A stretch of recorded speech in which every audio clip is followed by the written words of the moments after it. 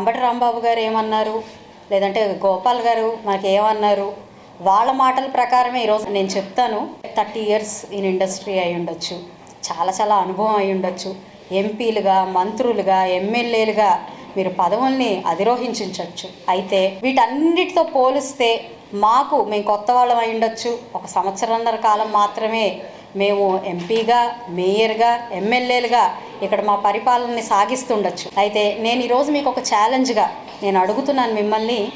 మీరు ఉన్న 5 సంవత్సరాలు ఎంపీగానో, లేదంటే 2 సంవత్సరాలు మంత్రిగానో, మరి 5 సంవత్సరాలు ఎమ్మెల్యేగానో మీరున్న టెన్యూర్లో మీరు చేపట్టిన ఏదైతే అభివృద్ధి కార్యక్రమాలతో మరి ఈ సంవత్సరాన్నర కాలంలో ఈ ఫస్ట్ టైం ఎమ్మెల్యే, ఎంపీ, మేయర్లు చేసిన కార్యక్రమాలతో ఒకసారి మనం పోల్చుకుందాం. ఇదే పశ్చిమ నియోజకవర్గంలో 1 ఇయర్ బ్యాక్ నుంచి 1.5 ఇయర్ నుంచి కూడా జరుగుతున్న అభివృద్ధి వర్సెస్ మీ 5 సంవత్సరాల పరిపాలనలో జరిగిన అభివృద్ధి మనం బేరీజ్ వేసుకుందాం.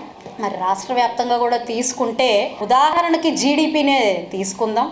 మరి మనం వైసీపీ పరిపాలనలో ఉన్నప్పుడు జీడిపి ఎంత, నేటి జీడిపి ఎంత, మీరు ఏ పరిపాలన విధి విధానంతో ఈ రాష్ట్రాన్ని ఈ స్థాయికి తీసుకొచ్చారు, మరి ఇప్పుడు దాన్ని మళ్ళీ పునరుద్ధరించుకుంటూ రాష్ట్రాన్ని మరి కూటమి ప్రభుత్వం ఏ విధంగా ముందుకు తీసుకెళ్తుంది, ఇవన్నీ కూడా ఒకసారి ఆలోచించుకోవాలి.